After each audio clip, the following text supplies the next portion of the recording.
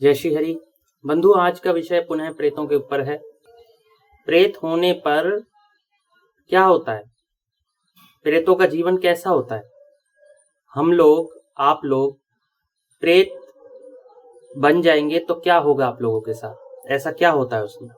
तो आइए बताते हैं आपको शास्त्र के माध्यम से। भगवान श्री कृष्ण कह रहे हैं अध्याय 20 में गरुड़ पुराण में कि हे पक्षीराज, जहां प्रेत निवास करते हैं उसको तुम सुनो। जो लोग अपने पुत्रों के हित चिंतन में ही लगे रहते हैं तथा सभी प्रकार का पाप करते हैं, वे शरीर रहित होकर भूख प्यास की अथाह पीड़ा को सहन करते हुए यत्र तत्र भटकते रहते हैं। वे प्रेत चोर के समान उस महापथ में पितृभाग के लिए दिए जा रहे जल का अपहरण करते हैं। तदंतर पुनः अपने घर में आकर वे मित्र के रूप में प्रविष्ट हो जाते हैं और वहीं पर रहते हैं और स्वयं रोग शोक आदि की पीड़ा से ग्रसित होकर सब कुछ देखते रहते हैं। मरने के उपरांत वे एक दिन का अंतराल देकर आने वाले ज्वर का रूप धारण करके अपने संबंधियों को पीड़ा पहुंचाते हैं अथवा शीत वात आदि से उन्हें कष्ट देते हैं। किन्हें? अपने परिवार के लोगों को। उच्छिष्ट अर्थात झूठे अपवित्र स्थानों में निवास करते हुए उन प्रेतों के द्वारा सदैव अभिलक्षित प्राणियों को कष्ट देने के लिए शिरोवेदना, विसूचिका तथा नाना प्रकार के अन्य बहुत से रोगों का रूप धारण कर लिया जाता है। इस प्रकार वे दुष्कर्मी प्रेत नाना दोषों में प्रवृत्त होते हैं। विकृत मुख अर्थात मुख की आकृति उनकी विचित्र हो जाती है, अच्छे नहीं लगते देखने में, और विकृत ही नेत्रों वाले, क्रोधी स्वभाव वाले, अपने गोत्र, पुत्र पुत्री, पिता भाई भौजाई अथवा बहू को नहीं मानते वो लोग। अपने गोत्र, पुत्र पुत्री, पिता भाई भौजाई अथवा बहू को नहीं मानने वाले लोग भी, भौजाई अथवा बहू को नहीं मानने वाले लोग भी विधिवश प्रेत शरीर धारण कर सद्गति रहित हो बड़ा कष्ट है यह चिल्लाते हुए अपने पाप को स्मरण करते हैं। एक स्थान पर और प्रेत बता रहे हैं कि अध्याय 22 में कि हे ब्राह्मण, कर्म भाव से ही प्रेतत्व और इस प्रकार के नाम की प्राप्ति हुई है। उन लोगों को जो बता रहे हैं प्रेत। यह लेखक मेषमुख, भेड़ के जैसे मुख वाला, रोधक पर्वताकार मुख वाला, पर्वत के आकार के मुख वाला, बताओ कोई पर्वत के आकार का मुख होता है। शीघ्रक पशु की भांति मुख वाला और सूचक सुई के समान मुख वाला होता है, मुख वाला है। इसके भेड़ंगे रूप को देखो, ऐसा प्रेत स्वयं कह रहे हैं। हे नाथ, हम अत्यंत दुखित हैं। मायावी रूप बनाकर हम लोग पृथ्वी पर विचरण करते हैं। हम सभी अपने ही कर्म से विकृत आकार वाले, लंबे होठ वाले, विकृत मुख वाले और बृहत शरीर वाले तथा भयावह हैं। हे विप्र, यह सब मैंने आपसे प्रेतत्व का कारण बता दिया है। फिर ब्राह्मण ने पूछा, आपका आहार कैसा है? तब उन्होंने कहा कि हम सभी का आहार बड़ा निंदनीय है, जिसको सुनकर आप बारंबार निंदा करेंगे।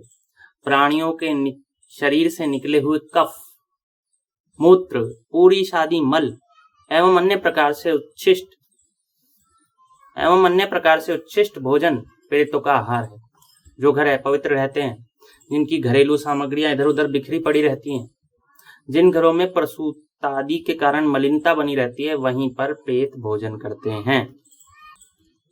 जिस घर में सत्य, शौच, संयम नहीं होता, पतित एवं दस्युजनों, डाकूजनों का साथ रहता है, उसी घर में प्रेत भोजन करते हैं।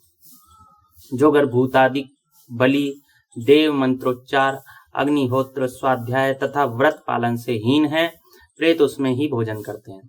जो घर लज्जा एवं मर्यादा से रहित है, जिनकी घर की औरतों को लज्जा नहीं आती, ऐसे आभूषण वस्त्र आदि पहनती हैं, मर्यादा नहीं है, जिसका स्वामी स्त्री से जीत लिया गया है, जहां माता पिता और गुरुजनों की पूजा नहीं होती, प्रेत वहां ही भोजन करते हैं।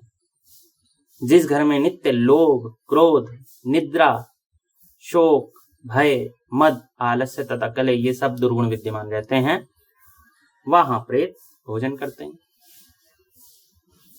हे दृढ़वत तपोनिधे विप्रदेव, हम सब इस प्रेत भाव से दुखित हैं, जिससे प्रेत योनि प्राप्त न हो वह हमें बताएं। ऐसा उन प्रेतों ने फिर कहा है।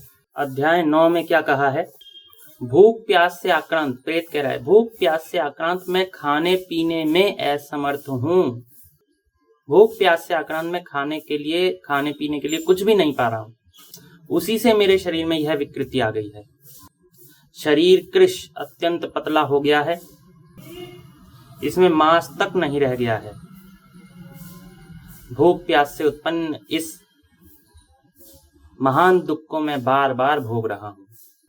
तो बंधुओं देखिए प्रेतों को कितना कष्ट होता है। उन्हें खाने पीने के लिए नहीं मिलता, उन्हें मल मूत्र कफ आदि का भोजन करना पड़ता है। गंदे स्थानों में रहकर उन्हें भोजन करना पड़ता है और वो दूसरों को दुख पहुंचाते रहते हैं, दूसरों को कष्ट देते रहते हैं। पुण्य करने का भी साधन नहीं रहता उनके पास। जब कोई उनका पूर्वज उनके लिए कुछ कार्य कराता है तब उन्हें कहीं जाके मुक्ति मिलती है, अथवा वो स्वयं भागवत कथा आदि में श्रवण करने जाए तब जाके उन्हें मुक्ति मिलती है। प्रेत की योनि है वो बहुत ही भयावह है। हजार वर्ष तक उस योनि में रहना पड़ता है ऐसी ही अवस्था में। और इससे प्रेत से यह भी सिद्ध होता है कि उनका शरीर होता है, उनकी आकृति होती है, उनमें मांस भी होता है। प्रेत स्वयं बता रहा है कि मेरे शरीर में मांस तक नहीं रह गया है। और अनेकों भागवताकार हैं, हमारे एक परिचित हैं स्वामी राजेंद्र दास जी महाराज, वो तो बताते हैं कि उनके सामने वो भागवत कथा करने गए और प्रेतों का दर्शन हुआ उन्हें। प्रेत ने उनसे वार्ता की। तो प्रेत शरीर भी धारण करते हैं, लेकिन इस शरीर से अलग होता है। हमारी आंखों से हम उन्हें नहीं देख सकते। जिसमें कुछ विशेष बात हो या प्रेत में कुछ विशेष बात हो, वो ही प्रेत अपने दर्शन करा सकता है, या वही तपस्वी व्यक्ति प्रेतों के दर्शन कर सकता है। और पूजा पाठ आदि में लगे रहने वालों को तो प्रेत स्वप्न आदि में भी दर्शन नहीं देते, क्योंकि वो उनसे दूर ही रहते हैं, उनके पास नहीं भटक सकते। जिनमें विशेष सिद्धि है उनको स्वप्न तो क्या, वो तो प्रत्यक्ष भी दे सकते हैं उनको, क्योंकि ये तपस्वी की महिमा है। तो बंधुओं, आप भी ऐसा कर्म ना करें जिससे प्रेत योनि की प्राप्ति हो। आने वाले चलचित्र में पुनः प्रेत से संबंधित एक और अद्भुत विषय लेकर आएंगे।